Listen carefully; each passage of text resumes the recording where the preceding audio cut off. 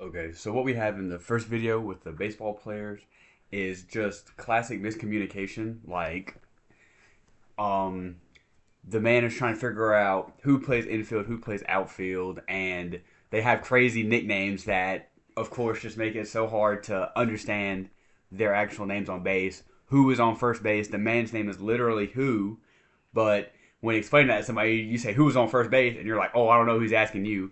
So that's kind of the joke. And things escalated because it's like instead of when the first man says who was on first base, the second guy says yes, who was on first base.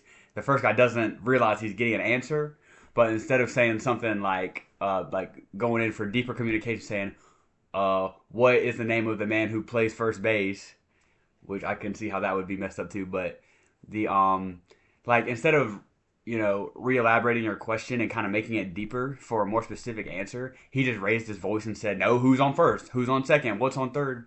And so they were just kind of fussing back and forth instead of just like actually getting to the root of the problem with their communication skills. Um, if I was watching that, I would intervene by um, trying to explain to the guy who's confused, which they were both confused by the end. I would try to explain in detail, like each individual person's name one at a time, instead of going back and forth and back and forth and back and forth. Or I would write it down and like draw like a baseball field and show the names of each individual person at each position to try and help him understand better.